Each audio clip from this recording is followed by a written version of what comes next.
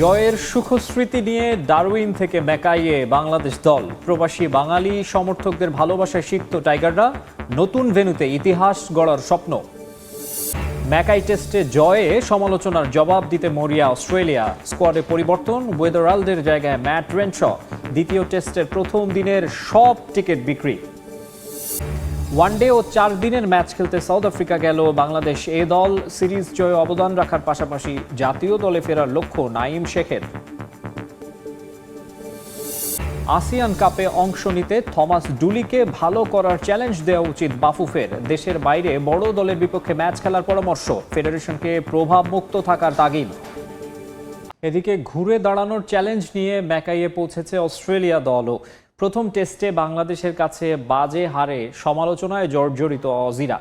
Great barrier রিফে প্রথমবারের মতো আয়োজিত টেস্টে জয় দিয়ে সব সমালোচনার জবাব দিতে চান প্যাট কামিন্সরা। ডারউইনের হারের তিক্ততা ভুলতে বিমানবন্দরে নিজেদের চনমনে রাখার চেষ্টা করেছেন ক্রিকেটাররা।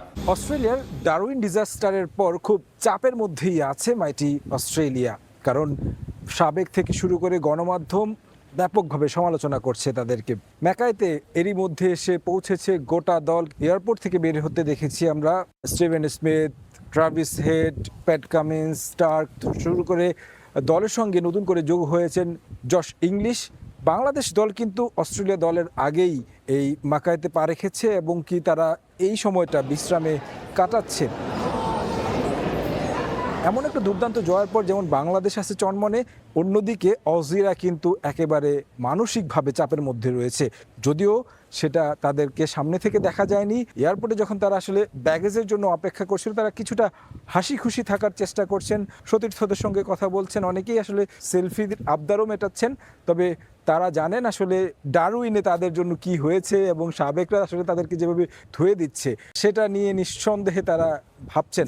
সবচেয়ে বড় বিষয় হচ্ছে বাংলাদেশের এই জয়টাকে অনেক অজি সাবেকরা আপসেট হিসাবে দেখছেন, আবার অনেকেই সম্মানের চোখে বাংলাদেশকে দেখছেন এবং সেই সম্মানটা তারা দিতেও চাইছেন। বাংলাদেশ বিপক্ষে হারার পর একাদশে একটা পরিবর্তনও নিয়ে এসেছে। 3 দিন আগেই কিন্তু অস্ট্রেলিয়া তাদের দল ঘোষণা করে দিয়েছে। এই দলে রয়েছে রেনশোকে যুক্ত করা হয়েছে। তিনি প্রায় 3 বছর পর টেস্ট দলে ফিরেছেন। যদিও শেফিল্ডে হয়ে দারুণ একটা পারফরমেন্স ছিল তার, সেইটার সুবাদেই তাকে দলে নেওয়া হয়েছে। জ্যাক ওয়েদারল্যান্ড ছিলেন ডারউইনের লোকাল বয়, তাকে বাদ দেওয়া হয়েছে। এখন দেখার বিষয় এই ম্যাকাইতে অজিরা কতটা ঘুরে দাঁড়াতে পারে। অন্যদিকে চনমনে বাংলাদেশ নিঃসন্দেহে চাইবে এই টেস্টে একটা ভালো ইতিবাচক ক্রিকেট খেলতে। ডারউইন ধাক্কা সামলাতে উঠে পড়ে লেগেছে ক্রিকেট অস্ট্রেলিয়া। ম্যাকাইতে সিরিজের দ্বিতীয় টেস্টের আগে এবার তারা পরিবর্তন আনলো নিজেদের স্কোয়াডে। অফ ফর্মের কারণে বাদ পড়েছেন ওপেনার জ্যাক ওয়েদারাল্ড, আর স্ট্যান্ড বাই থেকে 3 বছর পর টেস্ট স্কোয়াডে ডাক পেয়েছেন ম্যাট রেনশ। এদিকে ডারউইনের পারফরমেন্সের পর বাংলাদেশকে নিয়ে আগ্রহ বেড়েছে অস্ট্রেলিয়ানদের। বিক্রি হয়ে গেছে ম্যাকাই টেস্টের প্রথম দিনের সব টিকিট, এমনটাই জানিয়েছে ক্রিকেট অস্ট্রেলিয়া।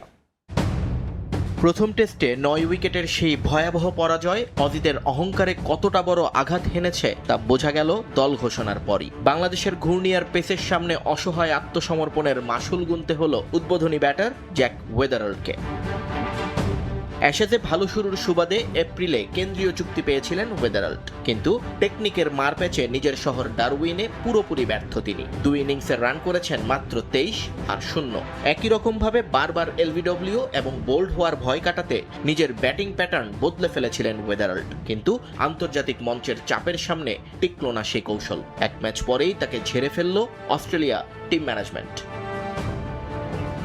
ওয়েদারল্ডের জায়গায় সুযোগ পাওয়া ম্যাথিউ রেনশো এখন একাদশে ঢোকার দৌড়ে সবচেয়ে এগিয়ে। গত শেফিল্ড শিল্ডে 10 ইনিংসে প্রায় 50 গড়ে 3 সেঞ্চুরি হাঁকানো রেনশো বেশ কিছুদিন ধরেই দরজায় করানার ছিলেন। তাছাড়া ম্যাকাইয়ের গ্রেট ব্যারিয়ার রিফ এরেনায় তার রয়েছে 2 প্রথম শ্রেণীর শতক। তবে অজিদের থিঙ্ক ট্যাঙ্ক চমক দিতে ভালোবাসে। ব্যাকআপ হিসেবে স্কোয়াডে থাকা জশ ইংলিশকেও ট্রাভিস হেডের সাথে ওপেনিংয়ে নামিয়ে দিলে অবাক হওয়ার কিছু থাকবে না।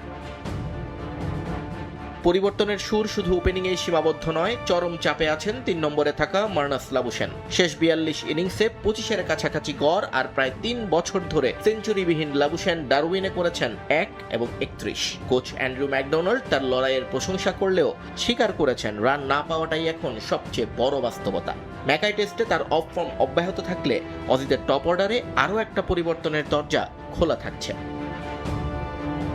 অস্ট্রেলিয়ার এই রদবদল এবং ব্যাকফুটে চলে যাওয়ার ছায়া অবশ্য পড়েনি গ্যালারিতে। সিরিজের দ্বিতীয় টেস্টের ভেন্যু ম্যাকায়ের প্রথম দিনের সব টিকিট ইতোমধ্যেই শেষ হয়ে গেছে। ঘরের মাঠে অজিদের এই কোণঠাসা অবস্থা এবং টাইগারদের রূপকথার জয় দেখতে মাঠে হয়তো উপস্থিত থাকবেন হাজারো ক্রিকেট প্রেমী।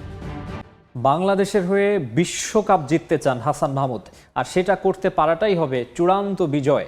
বাংলাদেশের পেস সেনসেশন হাসান মাহমুদ জনপ্রিয় এক ক্রীড়া সংবাদ মাধ্যমে জানান, বাংলাদেশ এখন যে কোনো দলকে হারানোর সক্ষমতা রাখে। ২৬ বছর বয়সী এই পেসার শুনিয়েছেন টেস্টে তার সফলতার গল্প। বাংলাদেশের দর্শকদের প্রতিও কৃতজ্ঞতা জানিয়েছেন হাসান মাহমুদ।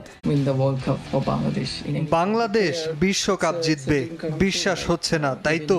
কিন্তু সপ্তাহখানেক আগেও যদি বলা হতো বাংলাদেশ অস্ট্রেলিয়াকে তাদেরই ঘরের মাঠে টেস্ট হারাবে, তখনও এভাবেই আকাশ কুসুম ভাবনা বলে উড়িয়ে দিত সবাই। স্বপ্নটাকে এবার সত্যি করার অদম্য ইচ্ছা। বাস্তবে বাংলাদেশকে বিশ্বকাপ জেতাতে চান হাসান মাহমুদ। ক্রিকেটের বাইবেল খ্যাত উইজডেনের মতে গেল দশকের টেস্ট ক্রিকেটে সবচেয়ে বড় 7টি জয়ের 3টি বাংলাদেশের। মাউন্ট মঙ্গানুয়ে থেকে রাওয়ালপিন্ডি, সবশেষ ডারউইনের ইতিহাস। অজিদের বিপক্ষে ম্যাচ জয়ের অন্যতম নায়ক হাসান মাহমুদের প্রশংসায় বুঁদ হয়ে আছে ক্রিকেট বিশ্ব। অসাধারণ সাফল্যের পর পা মাটিতে রাখলেও হাসানের লক্ষ্যটা চ্যাম্পিয়ন সিংহাসনের। গণমাধ্যমে দেয়া সাক্ষাৎকারে বাংলাদেশকে বিশ্বকাপ উপহারের আশা ব্যক্ত করেন তিনি। বাংলাদেশের হয়ে বিশ্বকাপ জিততে চাই, সেটি হবে আমার জীবনের সেরা অর্জন। এখন মানুষ ভাবতে শুরু করেছে বাংলাদেশ আর আগের মতো নেই। আমরা দিন দিন উন্নতি করছি। আমরা বিশ্বের যে কোনো দলকে হারানোর সামর্থ্য রাখি। হাসান মাহমুদের সাফল্য একদিনে আসেনি, পেছনে ছিল দীর্ঘদিনের কঠোর পরিশ্রম আর হার না মানা মানসিকতা। ছোটবেলা থেকেই ফাস্ট বোলার হতে চেয়েছিলেন তিনি।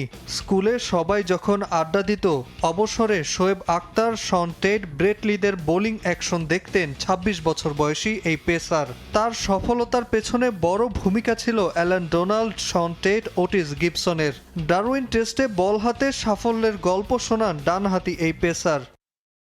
এখানে প্রথম দিন থেকে অনুশীলন করছি আর মাঠে চেষ্টা করছি পরিকল্পনা সঠিকভাবে কাজে লাগানোর। যখন লক্ষ্য থাকবে প্রতিটি সেশন ভালো করার জন্য, তখন সফলতা আসবেই। আমার মতে ব্যাটসম্যানকে আউট করার দুইটি বিশেষ উপায় আছে। প্রথমত, ব্যাটসম্যান কোন শট খেলতে চাচ্ছে সেটা বোঝার চেষ্টা করে কাউন্টার অ্যাটাক করা। দ্বিতীয়ত, সঠিক লেন্থে লাগাতার বল করে ব্যাটসম্যানের ধৈর্যের পরীক্ষা নেওয়া। বল হাতে জাতীয় দলে ধারাবাহিক হতে চান হাসান মাহমুদ, পারফর্ম করতে চান নিয়মিত, বিশ্বকাপ জেতার স্বপ্ন নিয়ে এগিয়ে যেতে চান বহুদূর। 14 ঘন্টার জার্নি শেষ করে টাইগাররা এখন বিশ্রামে।